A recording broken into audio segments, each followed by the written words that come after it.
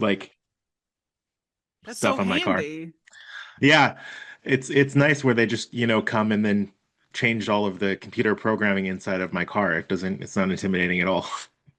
You're like, don't even worry about it. Don't even leave your apartment. Everything's good. Yeah. Well, thanks for being flexible.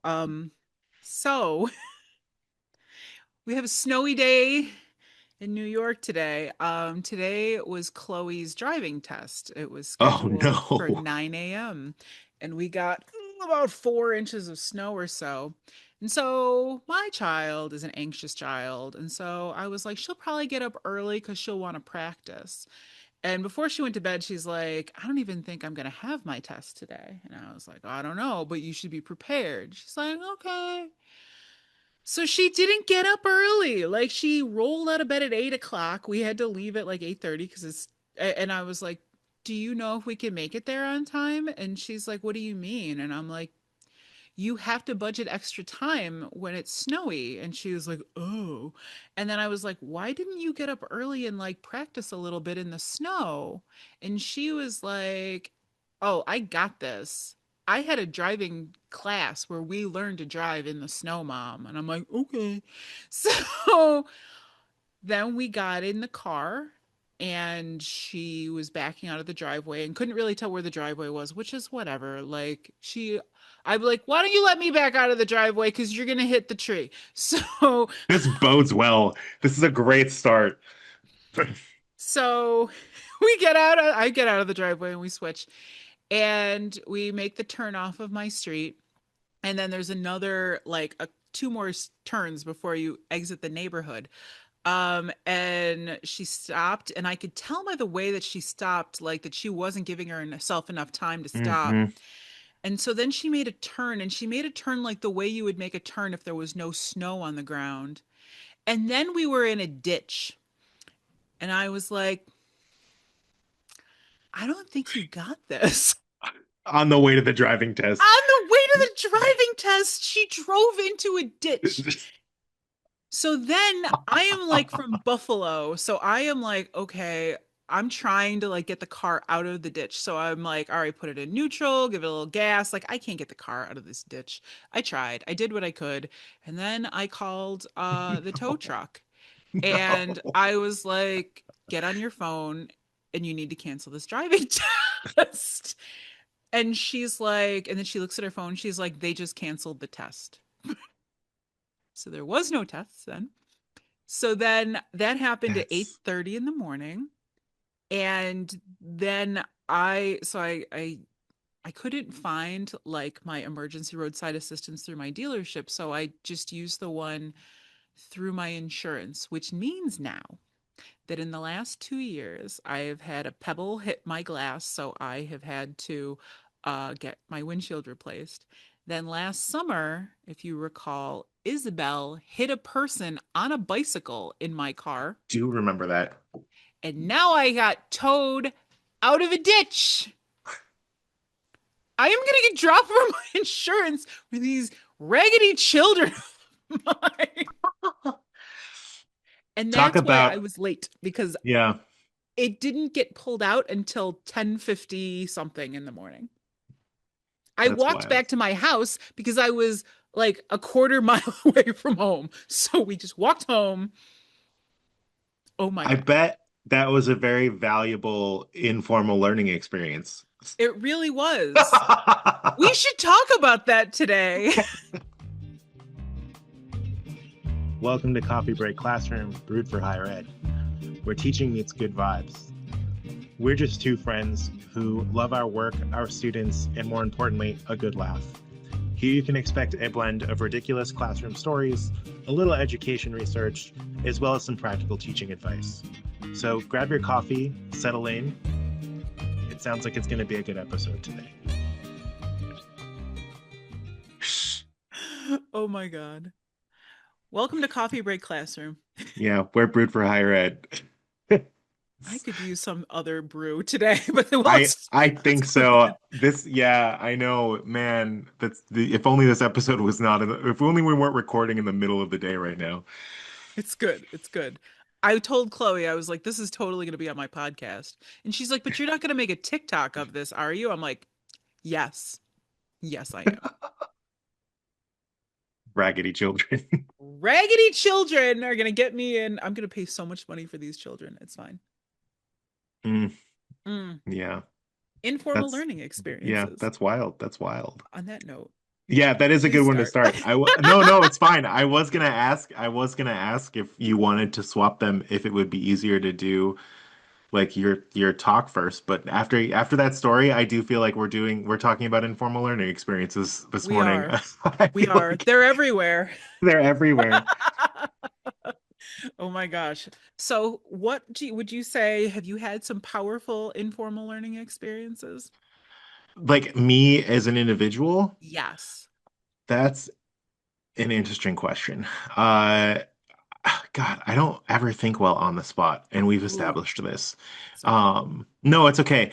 I I will say that I mean, I grew up on a farm throwing hay bales, learning about Yes. projectile motion.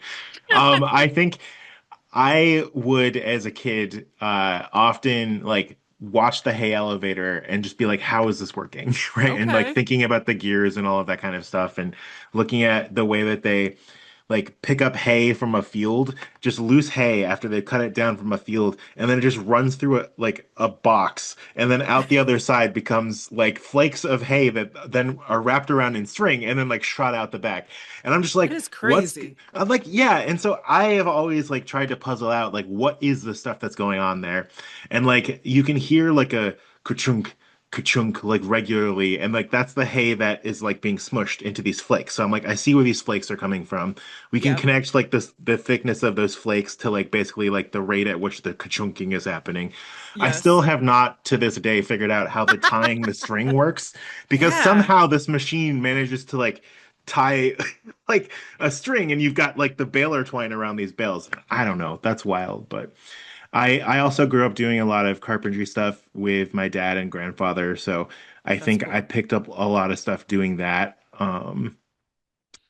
And otherwise, after doing engineering classes for a while, which is not my background, I do drive around sometimes and like see a light post, and I'm just like, I know how all of the support reactions, like I can visualize like all That's of the cool. forces and moments and stuff that are happening. Um, so I think, yeah, I've definitely had a lot of informal learning experiences throughout my life, just seeing how stuff works. That's awesome. I like that. So, it's curious that like I guess maybe that was like an innate question in young Ben, like Yeah, how things work. Can I tell yeah. you that I understand so little about how like actual technology works? Like if Mm-hmm. like let's say I would be of no use if like I was time traveling back to the past and I had to explain like a cell phone. And they would be like, how does it work? And I'm like, well, there are these satellites in the sky, and my voice somehow gets from the phone to the satellites to someplace else. And they'd be like, how? And I'm like, I don't know. It's crazy. I could explain some of that probably. That's good. I mean, I can explain different things, but like technology, I got Yeah. nothing. I don't understand how email works either, or like a landline phone, also. Yeah, this is actually making me think about just like childhood in general. Like we get to, because I'm thinking about music, right? Like Yeah. you have a kid hitting a pan and a noise gets made, but like different size pan makes different noise, right? Yes. Or like having like a rubber band, and like the more tension that you put in it, the different sound it's going to make when you like twang it, right? And Yep. that's the process basically how guitars work, or like why you have different like thicknesses of string, because the mass per length like also affects the frequency and then essentially the sound and pitch that you would get Mm-hmm. out of an instrument. And I think there's so much learning that happens in childhood. Thinking about like right now having like an 8.5 month year, 9 months. He was Yes. 9 months. I got all the 9 month photos yesterday. Like Ah, a 9 month old nephew. yes. So yeah, I think it does make you look at the world really differently when Yeah. there's like a brand new fresh baby, right? Who's never done so and seen and experienced so many things. Yeah, watching him figure out how to turn the walker around, or like when he gets like stuck in a corner and like, but the hallway's too small for him to turn in the hallway, but he knows to like drive into one of the doorways and then like back up. It's just Mm, like, yeah, it's an informal learning experience. yes. Yeah. Um, I think that I have so many thoughts. I was just about to make a ditch joke again, but I'm gonna refocus. I'm gonna move on from the ditch. Um, so my grandfather was like a person who could fix pretty much anything growing up. Hmm. And he was like the town doctor. He would show up at your house with like his little toolkit in the trunk of his car, and he had one toolkit that he always kept in there. And then he had like his electrical toolkit if people had an electrical problem, or like I don't know, all different Wait, was toolkits. he like the town car doctor or like No, the he town, wasn't. He just the doctor was doctor? My grandfather worked at like Ford stamping plant. But Mm, he was like brilliant, but had like a high school education because his father died very young. And so, but he was really good at figuring out how things worked, got and it. how things were put together. And so, like when someone's fan would go on like or belt for example on like a washer or a dryer, he would show up with his and he always knew what part to get, and he always had like tools, and he could figure things out. He was really good at like diagnosing those sorts of things, and he was always Hmm. so calm about it that the first house that I ended up buying when I first got married was an old farmhouse from like 1870. And he was still alive at the time, but my garage at the time there was no electrical to the garage. Like it was separated from the house, and he was too old to do it himself, but he came over with all the tools, and he had us all like dig a trench from the house to the garage, and he like had like the right gauge of wire, and he wired the garage, and he had my mother wire all of these plugs in the Hmm. garage. But like watching him do that, I think gave me in some cases an unfound sense of of Confidence. ability and Yeah. confidence, yes. But like I think that had the same impact on my brother. So my Yeah. brother is has a math degree and works like for an actually he works for Hmm. a modeler that then sells their models to insurance companies, for all sorts of different things. And like my brother made a separate room like in his basement and closed it off and made a media room, and then he made like a playroom for his kids because there's so much availability of information now, I think. Like Yeah.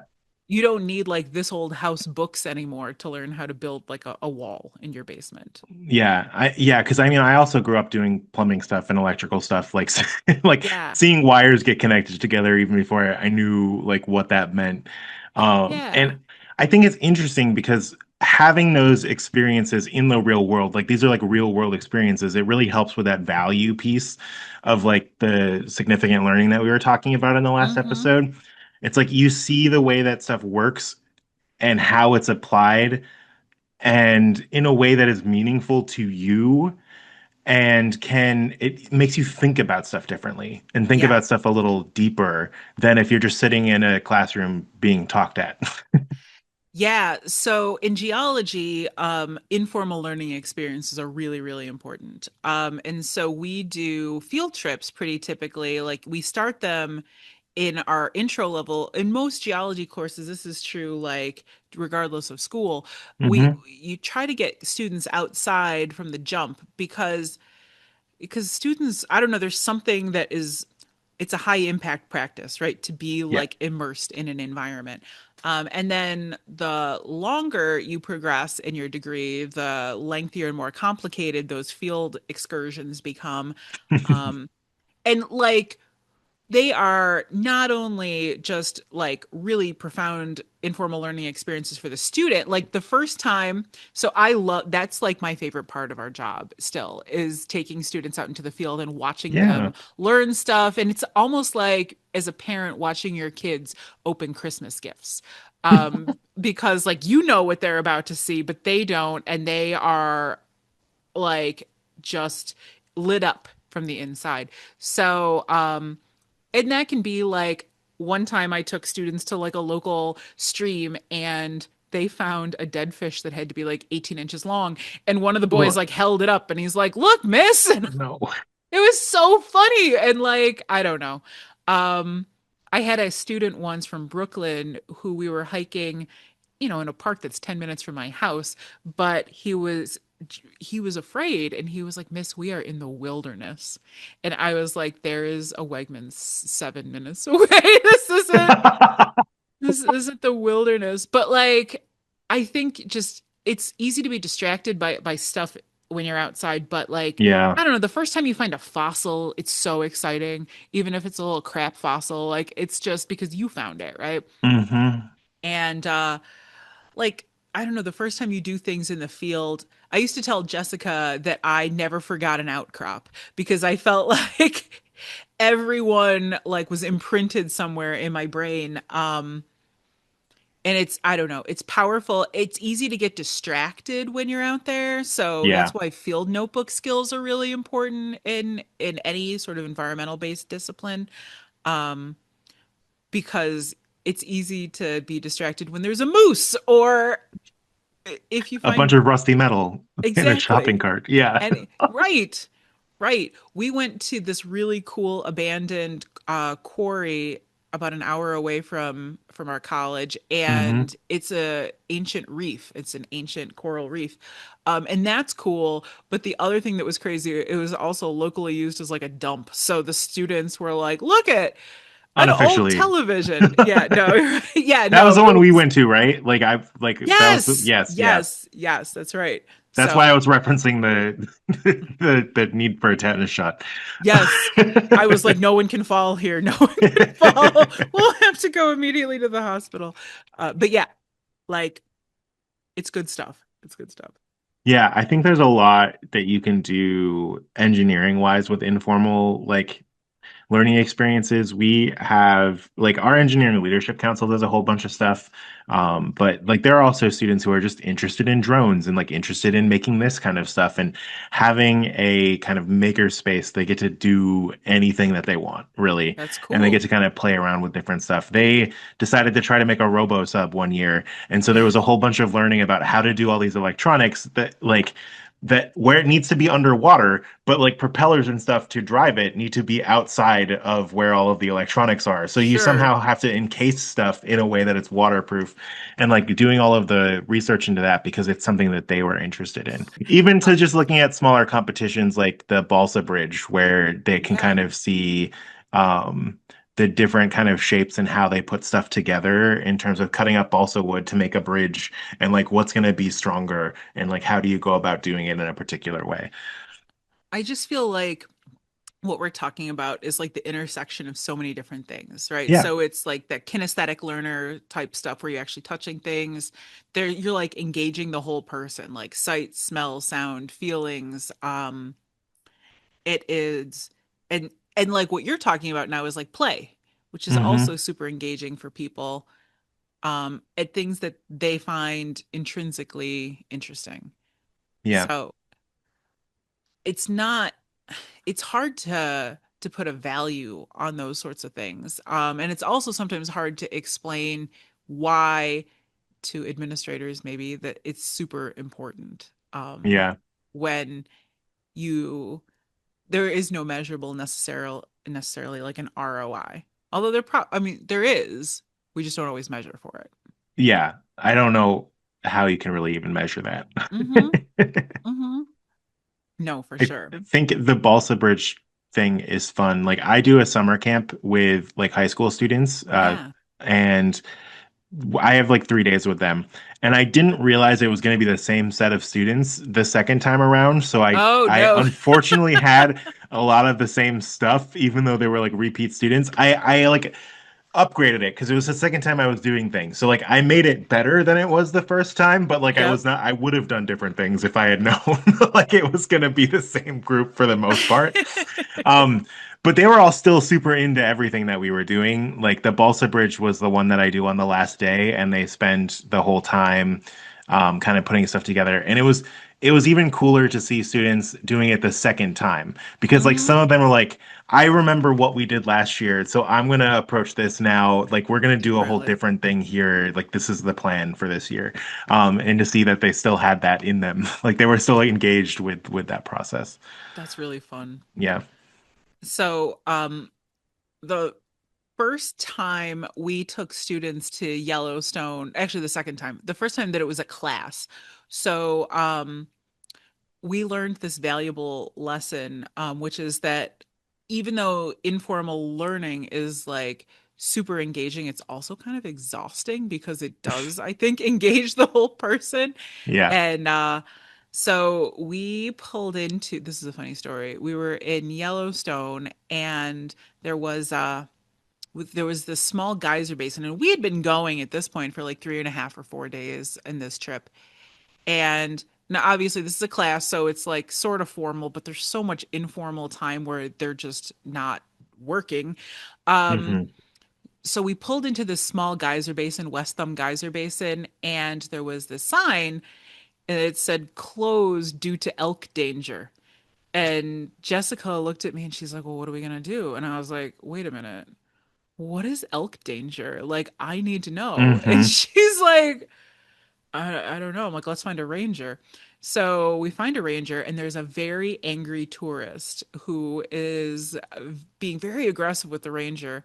And the ranger, the guy is like, look, I was here yesterday. It was closed for elk danger. Today, closed for elk danger. I am leaving tomorrow. When is the elk danger over? And the When ranger, is the elk danger I over? know. I would And really prefer if my elk danger only went from 9 a.m. until 12 p.m. It would can be we please make the elk danger more convenient for me? So the ranger looked at him with an expression of like, this is not my first go around right, Mhm. having this conversation. And he was like, well, sir, the elk moms are having elk babies on the trail, and it makes them real ornery. And that's just over when it's over. Like, and it was hysterical. And I was like, that is elk danger. That is actually elk danger. So we gave the students, and Jessica was like, what are we going to do? And I'm like, what if we just give them the afternoon off? Like, what if we take the 2 hours that we were going to sketch and measure and we just give them the afternoon off? We went back to the lodge. They did laundry. They relaxed. They took naps. And like the next day, we're so re energized and like Mm, back in it. Because they actually got to stop. Go yeah. figure. But yeah, elk danger is real. Elk danger. I think that makes me think about how much there is to learn just about interacting with other people in informal situations around like learning environments. Yes. Yeah. So one of the things that isn't like an accessible course learning outcome, but is just like managing your time, managing your Hmm. space. Like when we are going places where we only staying for a day or two, like knowing not to unpack your whole bag, knowing to just take out the stuff you need because you're leaving the next morning. Like, Yep. um, there was a time when a student who was older, we were leaving one morning. I think this was in Yellowstone too, and she didn't show up at the van. And it was like, who stayed with Mary last night? And the girl who stayed with Mary was like, it was me. She was kind of awake when I left, but not really. And so we waited a couple other minutes, and Barone had a good head of steam then. And she walked to the girl's cabin, and there were cigarette butts all over like the steps of the cabin Oh and like an no. empty bottle. She pounds on the door. And the girl answers the door in her pajamas and Like she's not like, ready. not ready. And just looks Iraq. And Verona's like, get in the van and make sure every one of these cigarette butts and bottles is appropriately taken care of when you do. And just turn around and walked back. So learning time management and taking care of yourself. Yeah, I think the teamwork is definitely an informal part of some of my classes where it's just like I'm going to structure it a little bit, but like you all need to figure out yourselves and figure out each other. Like Yes. that's a lot of your problem and not my problem. It's Yes. so funny whenever I'm putting teams together. I tell them that there's going to be a team project. So if you all would figure out who you want to work with, that means it's not my responsibility later when stuff goes wrong. Hmm. Like it's the appreciation that I have for that. um, Yeah. I go into those things knowing that there are going to be like interpersonal conflicts and there are going to be like this person takes too long in the shower and this person doesn't shower every day and there's going to be those things and I know now that I saw this really cool YouTube video the other day that was talking about wanting to learn and like knowing something. And the path mm, between wanting to learn and knowing something isn't linear and it isn't like, and sometimes, and it's messy and you don't know when you're going to get to the knowing something. And so you have to be comfortable with the discomfort of not knowing yet. yeah, there's And a really. Oh, no, go ahead. You keep talking. no, I was just gonna say that like I think that now when I go into these trips and things like that, I know that there's gonna be mess. And I know that we're gonna get through the mess. And knowing that you're gonna get through the mess and be all right on the other side, I think is comforting. Um, because Yeah, you know it ends. there's a really good that just reminded me of like a really good quote that I was trying to remember a while ago, and so I looked it up, and it's from a heavyweight boxer and author named Ed Lattimore. Okay. If you are not willing to look like a foolish beginner, you will never become a graceful master. Yes. Yeah. And I think the informal learning experiences, like those are locations for you to be able to screw up and be a little bit more uncomfortable because you don't have the stress of the formal learning environment like hovering Yes. over top of you. So when I was in New Zealand as an undergrad, my department we were fortunate enough, and I waitressed one summer to save for this, to go to New Zealand for 3 weeks over January break. Hmm. And it wasn't for a class; it was like literally just informal learning. Um, and I have so many stories from that trip, but like one of them was just figuring out how to cross a river without getting totally soaked. Like figuring out like your sense of balance, knowing how Mm. big your steps are. I remember my friend Colin saying that like if you just ran real fast, you wouldn't get that wet. And like like a cartoon, which was not true. But like figuring out that if I didn't drink so much boxed wine the night before, the hikes the next morning were much easier, it turns out. Buffalo. But like for real, there were so many things that I learned on that trip that had nothing to do with geology. Hmm. It's making me think about because I was talking a little bit about some of the robotics project with the teamwork stuff, and it's making Mhm. me think about when students are working on projects, like all of the stuff that they're learning beyond just the project itself. Like you have a thing that you want students to be able to do, which is just program a robot Yep. and like make it work. And like that's the guideline that you provide. And there's like so little structure there that like they Yep. can kind of explore and do things in different directions. Um, and like it's wild the things that they figure out in terms of like fixes. Like I think one Hmm. of the things because these were brand new robots last semester.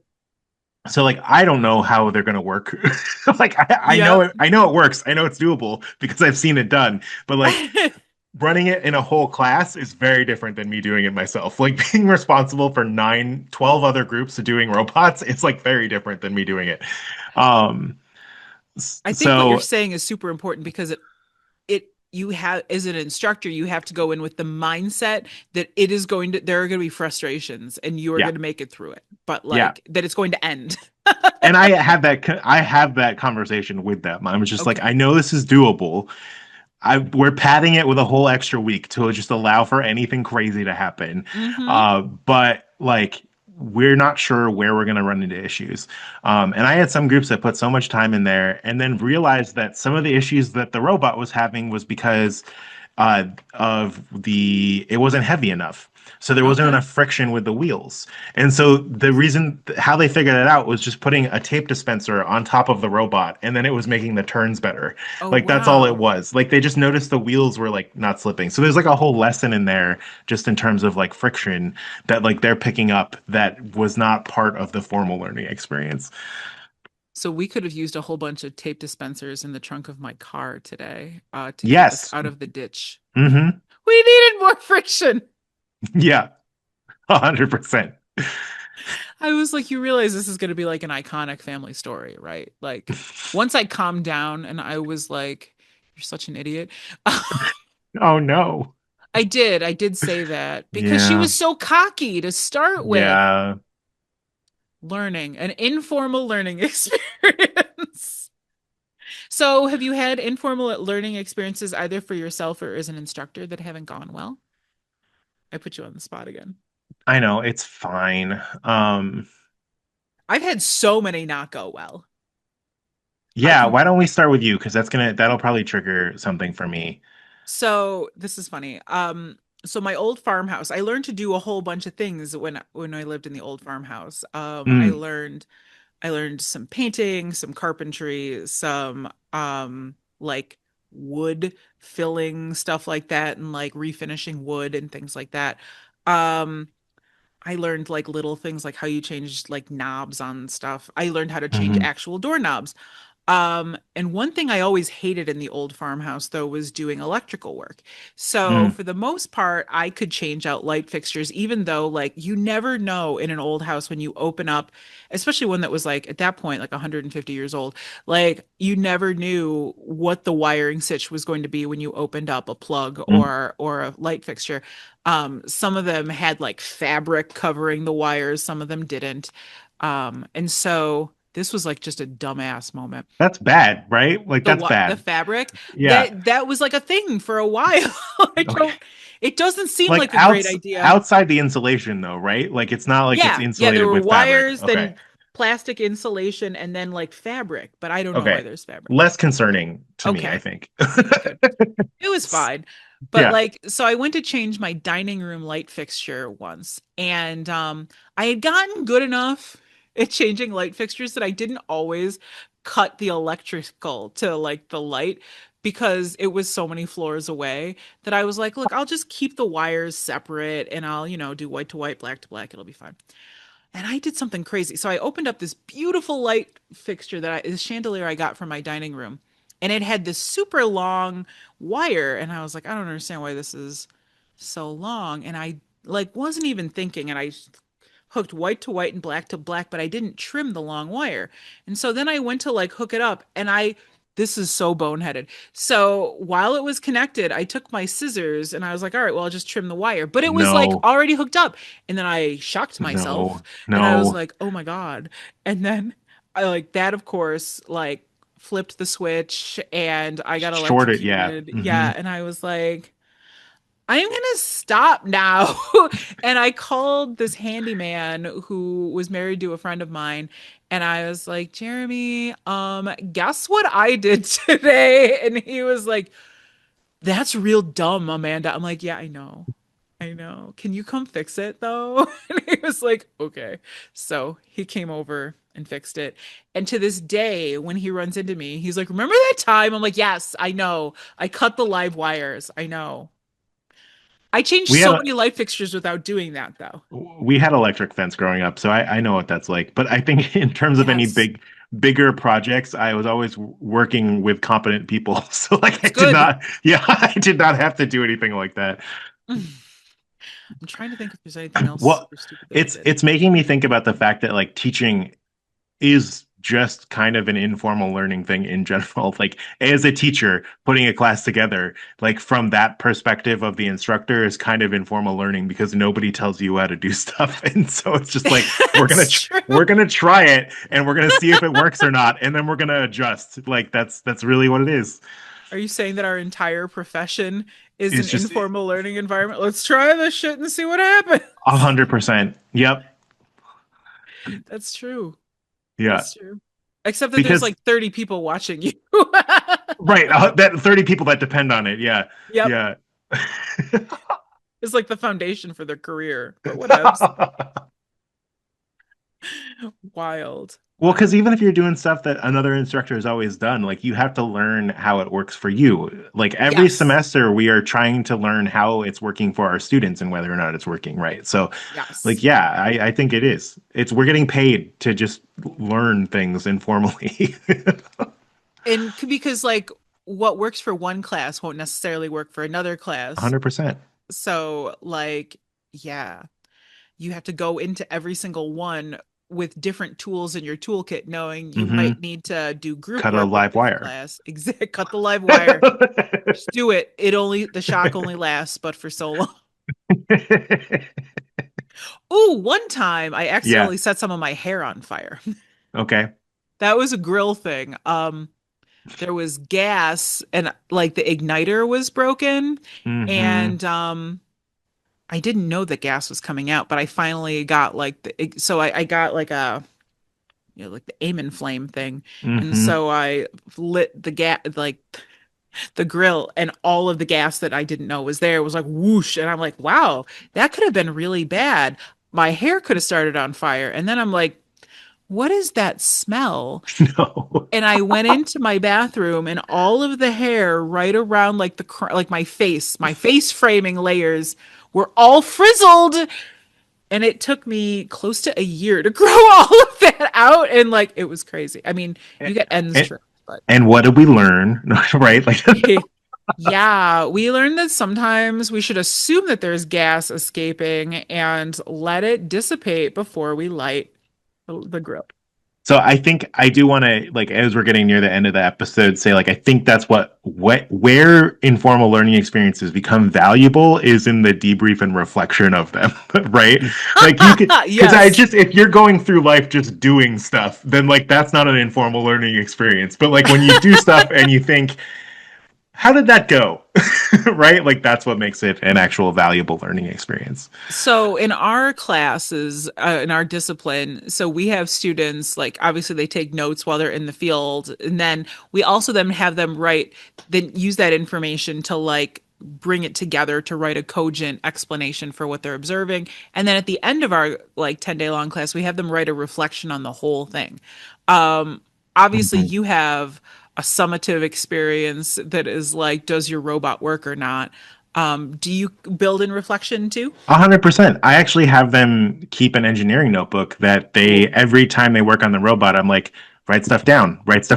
Like, yes. because like if something's not working, write down that it didn't work, right? Explore why it didn't work. Make notes because if you're gonna just come back to something and run the same stuff later, like you want to know what to check and what not to check Yeah. in terms of what might have gone wrong.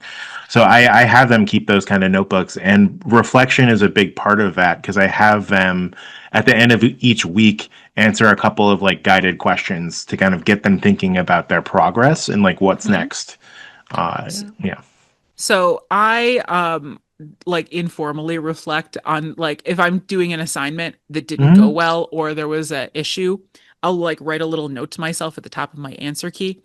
So then the next time I do it or go to develop it, I'm like, remember this didn't go right. And so I think that's super important. I do that on my topic schedule.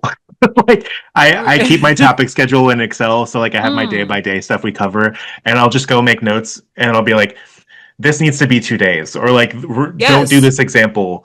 And then I get back to it in a year, and I'm like, what is this about? What is I it do that I that didn't too. like? I Yeah. do that too. I got to the point where when I was doing actual lesson planning, I would make myself like a note from materials, and I'm not always super good about that. Like I'm good about that going forward after a certain point, but like my old stuff, I've gotten more organized over the last 20 years, but like where now I could take a class out in like an hour, I could have the whole thing probably ready to go Yeah. from like my last iteration. But I think in the beginning, it is really an informal learning environment where you're putting together assignments, but you don't necessarily even remember the order you did things in. You just have some materials that you've created. I don't Yeah. know. And then eventually you organize the mess. I don't think I have any good personal stories because I'm not much of a risk taker. No? No. Trying to think. There has to be something fun that you have like fucked up a little bit. Ooh, I get to use the bleep again. This feels like the right episode for the bleep with the wrong part After the feature. morning that you've had, it's reasonable. Right. Right. Um, I'm trying to think about anything super remarkable that I'm sure there is something. Like I feel like it's just I'm out of sure gas. too, and I'm sure I'm gonna hear from my mother after this and be like, you know what you could have said. That's She'll hysterical. have stories, but no, Oh, I was a good child. so speaking, I'm sure you were. Speaking of your family, your sister commented on one of our videos recently. I saw it on Facebook the other day. So, we were talking about what shapes we are. Remember? Do you Okay, remember? yes, yes, I do. Do you remember what shape you said you were? I think I want to say, did I say square or I think you no? either said square or circle or I something think like that. circle kind of makes sense to me. I And don't I said, honestly remember.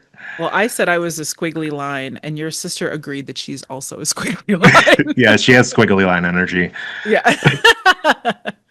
Messy. Informal learning. Yeah. I Yeah. think I did say probably like a square or a circle. Like it's just yeah. You are. It's true. It's Yeah. true.